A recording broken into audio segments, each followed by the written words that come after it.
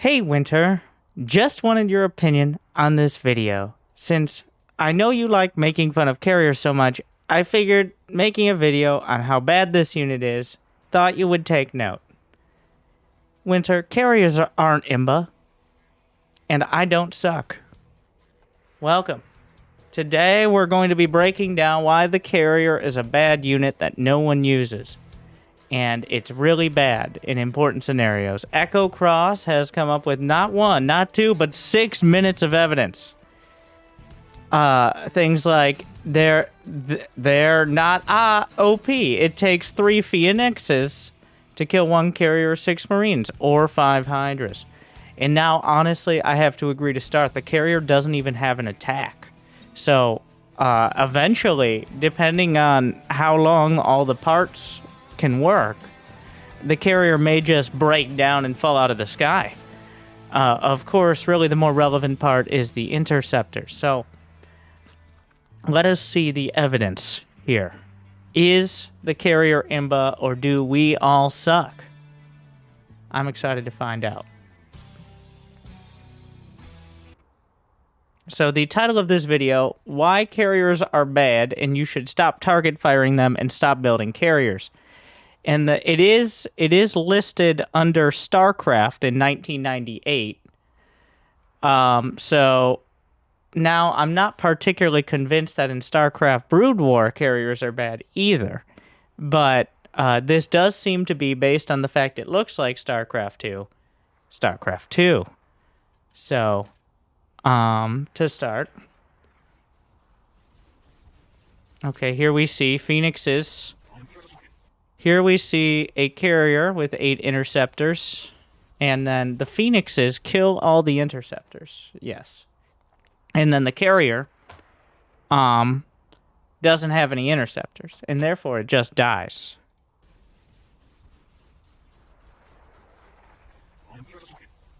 So, don't build carriers. Okay. It's kind of like how let's put, So, interesting. You know what? Before I judge too much, let's get a little more evidence.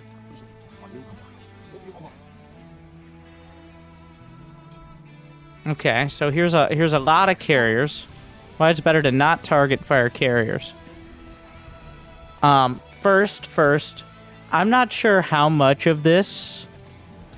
I'm not sure how much better your target fire gets when you activate Windows, but maybe that is a factor in micro. I doubt it, to be honest, because you know what they say, micro soft, macro hard.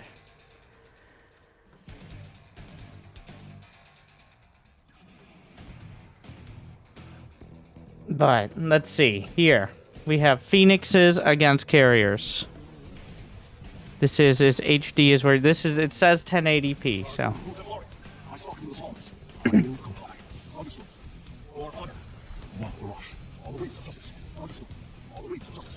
carriers cost way too much. Okay, all right. There's still 5.5 minutes in this video. I'm willing to give it a little more context. So, okay. Are we watching? It also costs minerals for each interceptor. This is true. This is true.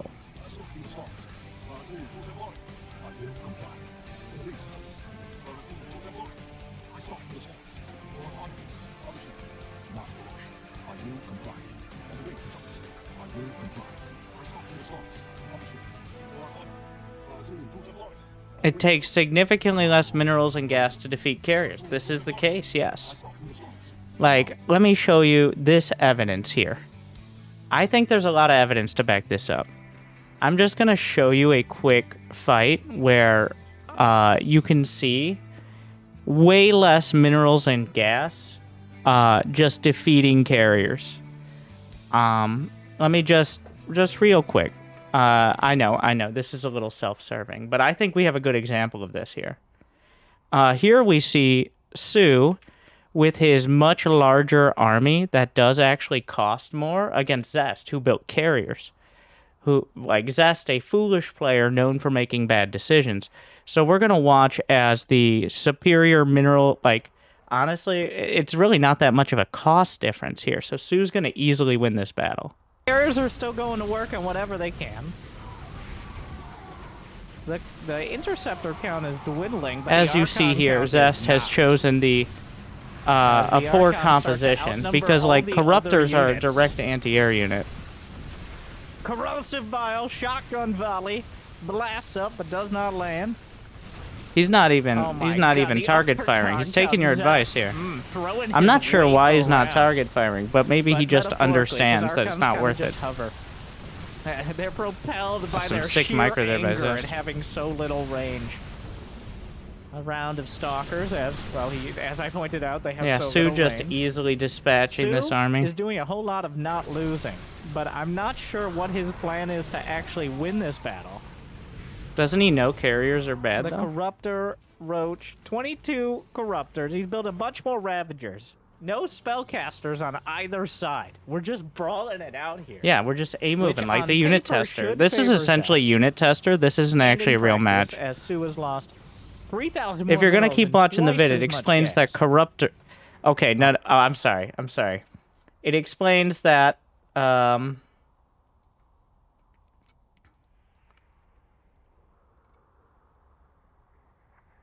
Corpoters are the only exception. You know, I'm just going ahead and, like, no, how do you know Corruptors don't win this game? How do you know that?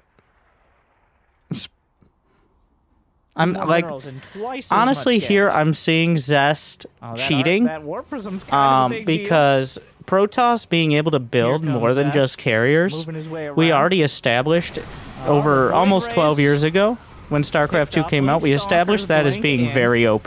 Covering the areas, the Archons So cannot- Zest is actually Zest just started to cheating. realize, like, That's what he's doing. It's a few too many Archons.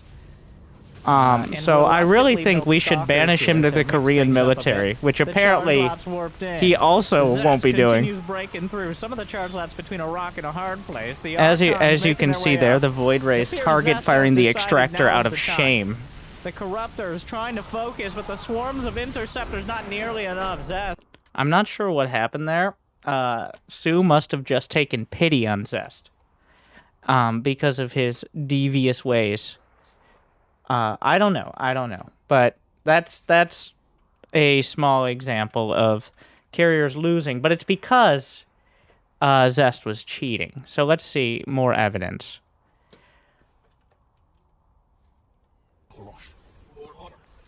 All right. So notice here the Protoss player abiding by the rules and regulations of StarCraft, not building any other units.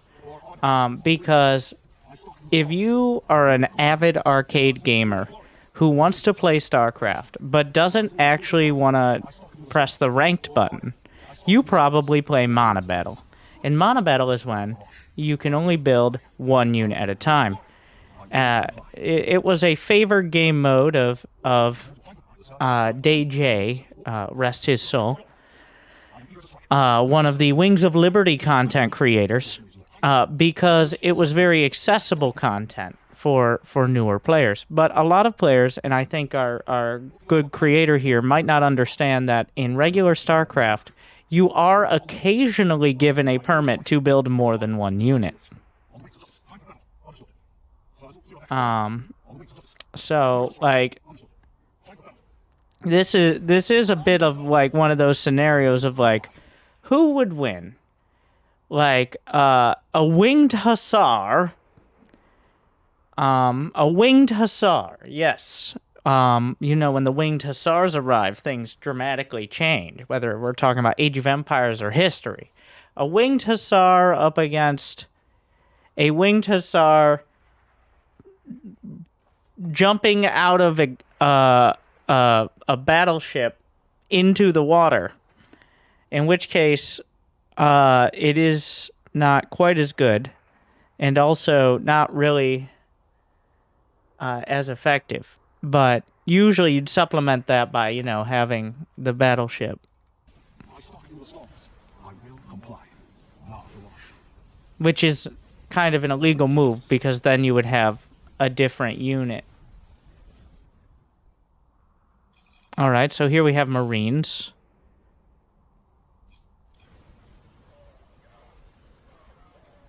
Okay, as you can see, Marines, they don't even run out of bullets. The carriers run out of interceptors. And they don't even have to pay for the bullets, okay? Like, it's the contractors who get paid. So, while each carrier has to pay for each interceptor, honestly, I agree. This doesn't seem fair to me. Here we go, Hydras. Who even knows with Hydras, right? Like, that, like, the Zerg, they're pretty much their entire existence is cheating. As you can see here. This is why you see Hydras as the regular counter to carriers in most pro matches. It's pretty much just mass Hydra wall to wall. Here we come up with corruptors. We've managed to spell this, whatever this word is, for the unit, the slimy unit in the air. We've managed a few creative ways to spell it. I think we're working our way there. So a lot of players, like, if you look here, I'm going to reference a player, a misleading player, in my opinion. It's a player who a lot of players, like, okay, I keep saying the word player, but a lot of spectators, they think is good. They think he's good because he snuck a close victory in the 2022 World Championship. But honestly, I think he could learn a lot from this. Of course, I'm talking about the fedora-wearing Finnish man, Serral. As you can see here, understanding corruptors. In fact, in this case, he knows MaxPax, who built carriers. He feels sorry for him for building carriers, which is why he builds corruptors, which are not a good counter. As you can see here, Serral obviously prefers to go mass Hydra.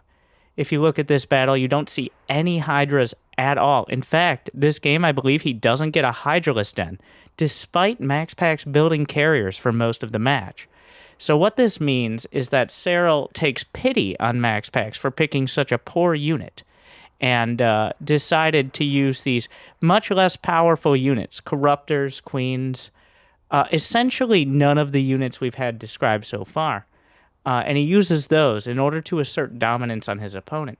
And for me, that is a bit of a red card for Mr. Yuna here. A bit of a dick move, honestly. And I thought this was a gentleman and gentlewoman's game. It's for scholars. It's for thinking people, not ones who want to just smear these units in the face of their opponent. So here, Serral demonstrating how little respect he has for sportsmanship by building not even a single Hydralisk. I wonder why that is. The only inevitable conclusion I can come to is disrespect and churlishness, to be honest. He had plenty of Chirruptors there. And as we know, Chirruptors are the clear exception. Hydra is well known as the best counter to carriers, but the exception is, of course, the Corruptors in this case. As you can see, the Corruptors just not good. So this is really demonstrating. Another thing is, everyone knows that in fact, it's a tragedy to me that the most important and relevant game mode in StarCraft 2 is not respected more. Of course, we're talking about Direct Strike. Direct Strike, the auto battler game mode that has less RNG than your average auto battler, so therefore still takes more skill. Direct Strike is well known to be the epitome of StarCraft 2 skill. Now, in fact, in Direct Strike, your Corruptors will automatically target carriers as opposed to the Interceptors, which feels like you're really, once again, the carrier well, just a underpowered unit, both in direct strike and in multiplayer. And that's why we see it so rarely.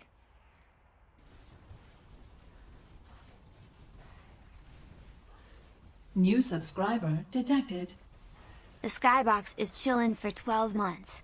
The only reason Serral built Corruptors was because his Hydrail is caught. Now we need it. We need, okay. If you target fire here, yeah. No. You're microing. We all know that you're not allowed to do that. This is a gross overreach here. I am honestly a little disgusted. It makes me want to throw up in my mouth a little bit. And I'm not talking about corrosive bile, which we also haven't tested. Ravagers have not been tested. Have we tried shooting corrosive bile against the interceptors? The results might surprise you.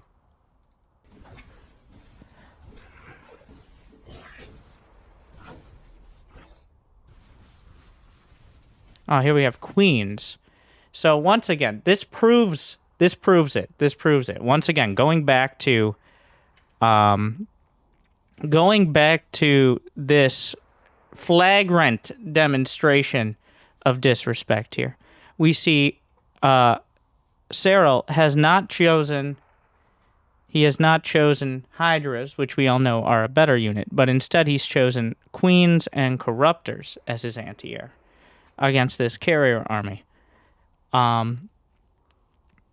Which, once again, demonstrating how little sportsmanship and how little honor he has as a player. So I think that Serral, based on this clear evidence, should be stripped of his championship and forced to watch that 6-minute video explaining why carriers are not good at least 100 times. I think that should be his punishment. And then maybe he'll learn something.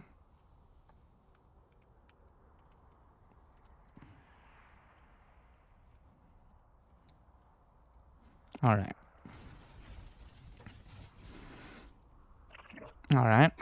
What are we doing? We're going to... We're picking a larger field. Yeah, good choice. What's the issue? Oh, the queens are going to use transfuse, I think. And transfuse, as we all know, takes very much less micro. Well, we're a little slow on the transfuse. It takes much less micro than the A-moving of carriers. And even with transfuse, still. The queen is a unit that really Zerg players shouldn't be building, in my opinion. Based on the evidence, which is clear, the queen definitely not a unit that stands up. Okay? Like, if you look at it from an objective perspective and you really think about it and you do your own research, well, then we realize that Hydralists are the true counter to carriers. Zerg really doesn't have any other options. Like, when I think about 1v1ing a unit, we're back to Phoenixes, all right? Now, here's the crazy part, is Phoenixes also come out of the Stargate. They don't even require a fleet beacon.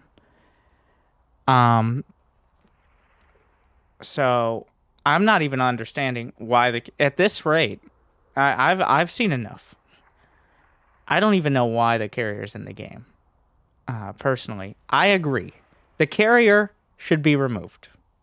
Okay? I think at this point, it's very clear. There's almost no counters. I mean, there's almost no... It counters almost nothing. Nothing that anyone really uses. It doesn't make any sense in the meta. I agree. We should just remove the carrier and move on. That is my thought. I'm glad you agree. No matter how many Chirruptors. Any final thoughts to top us off here, Echo Cross? It costs 1,800 extra minerals. That is insane. That is a lot of minerals, yes. Yes.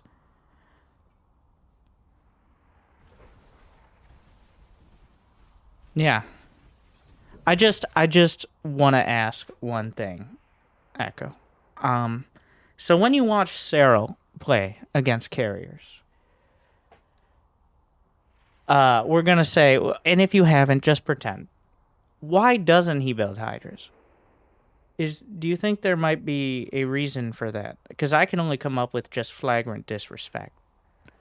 Yeah, really, it's just the fantasy of being a alien commander of a massive capital ship that people build carriers nowadays.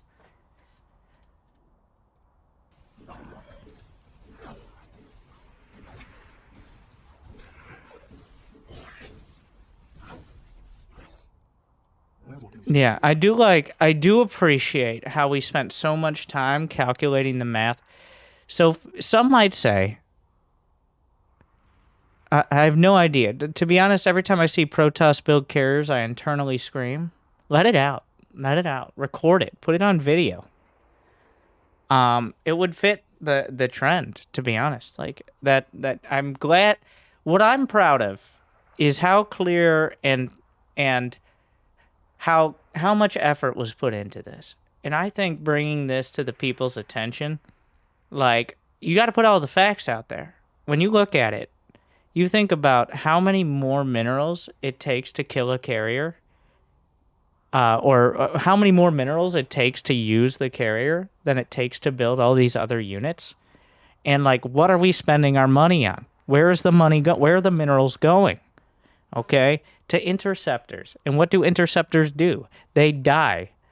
That's what they do. It's just a money pit. We've been funding carriers this whole time. We really need to focus more on other priorities. Really, I don't know what those priorities would be.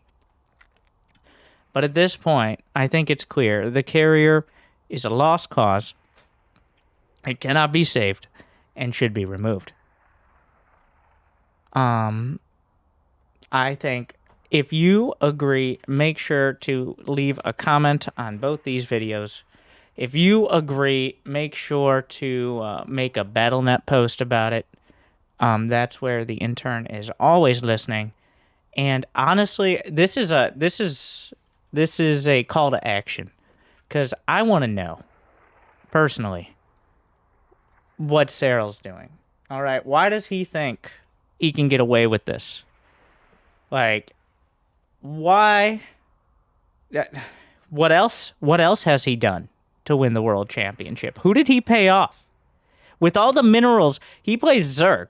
Zerg does not build carriers. You know how many minerals that saves? You know how many minerals each carrier has involved in being a carrier? With all those minerals, he must have paid off the ESL in order to win that championship. I see no other reason.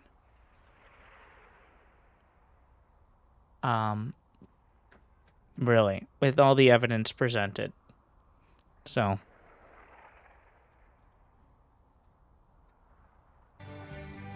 Carrier has arrived. Yeah, the only time carriers are good are when they're bringing in bits to the channel. 4 carriers equals 1,200 minerals plus. That's true. That's true. Winter, that's how math you. works. I haven't laughed this hard in a long time. Are Archons real? Okay, one last thing. Are Archons real if our eyes aren't real? Food for thought.